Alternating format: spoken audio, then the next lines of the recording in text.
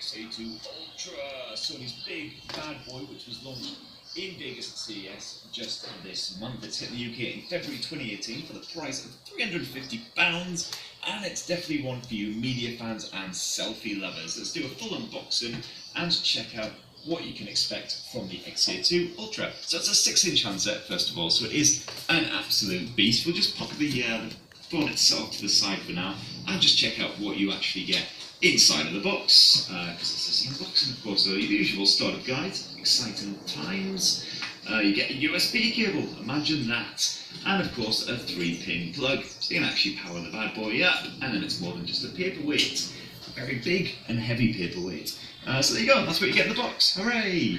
Luckily for you, I'm also going to take a bit of a tour of the handset and get it all set up and everything as well, otherwise this would be a really short prep video, instead of just a long prep video. So first of all, let's check out the phone itself. So this is the black model, as you can see there, if you're actually paying attention. You can pick it up in silver, blue and gold as well, rather than the silver, blue and pink like the standard XA2. Let's just get this little protective stickery thing off and check out the phone itself. So it is an absolute beast, as you can see. It is a 6-incher. Definitely, you can feel the heft on it. It's 221 grams, so it's even heavier than the XA Premium, I believe, which was around the 200 gram mark.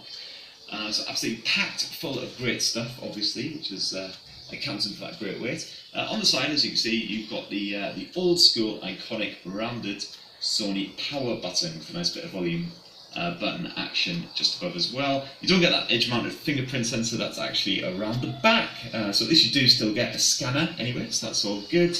And you do get a dedicated camera button here on the side as well for taking your shots. Here on the other side, it's nice and simple. It's just a bit of flappy action, so you can prise that open and you can get your SIM card in there. It's just a single SIM card that goes inside, and you can also chuck in a micro SD memory card. Bugger, I haven't gotten reset it by pulling it out. Never mind. Up top, you get a 3.5mm jack for your headphones, earphones, whatever. Dual selfie cameras. You get the two efforts there. So this one over here is a 16 megapixel snapper with optical image stabilization built in, very nice. And you also get it backed up by an 8 megapixel wide angle 120 degree selfie camera as well, so you can take nice lovely looking selfies to share with the world on the Facebooks and the Instagrams. And it goes around back, you've got a nice metal finish to it, should hopefully prove nice and rugged. This black model should help to especially hide scuffs and all that. You can see it's a little bit sort of my greasy fingerprint sensor, so we'll be testing that bad boy out. QR code setup, I don't think so. So let's get all set up and check out the actual software and everything as well. To get started, yes, I'm aware of the important information, Wi-Fi. Let's just skip that for now and set it up as a fresh handset.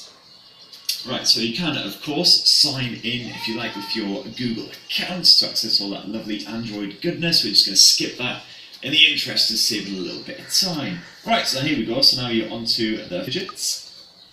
So there you go. So what you've got to do is just keep tapping, tap, tap, tappy, tappy, tap, to make sure you completely cover your fingerprint on the sensor. Nice and quick and simple, and then that's all set up. Lovely stuff. Sign your life away to Google, as always. We'll skip the Xperia services, bye, and then we should be pretty much into Android Oreo, which of course comes pre-installed as standard on the Xperia XA2 Ultra. Good to go, yay, rainbows and joy. So as you can see, it's pretty much your standard Android. You've got your apps tray, you've got your settings menu and everything, but it's given that distinctive Sony look and feel. So you've got the Sony icons, for instance, for everything, which makes it look a little bit different from standard vanilla Android. And of course, plenty of Sony apps thrown on top, as you can see. Your Sony album, video, good old PlayStation, of course, which should allow you to use the Xperia XA2 Ultra as a second screen. Unfortunately, I don't believe it supports remote play. At least it definitely doesn't on the XA2, which is a bit of a shame, because obviously this massive screen would be well suited to it. But let's just sign in and verify that, just to be sure. Here we are, so yeah, be in control, blah, blah, blah, blah, blah. As well, because of course of that Snapdragon chipset, so you should be able to power back up to full, hopefully in just like an hour and a half maximum. So what about that camera tech? That's what we all want to know about. And of course on the back you do get the same 23 megapixel Exmo RS sensor as you do on the standard XA2. boot up the camera app, you straight into no speed burst mode or anything if you hold down your finger on the trigger, but at least you've got that physical shutter button, so you can take snaps with that, and of course you can also use that to focus as well, which is grand. Flip your in full manual mode, so you can piddle about with some of the various settings, white balance, ISO levels, all the rest. If you know what you're doing, that's always great to have. You've of course got various settings as well. You can set HDR, resolution, all that kind of stuff. Got a good bit of object tracking in there, which you also get in Superior Auto mode.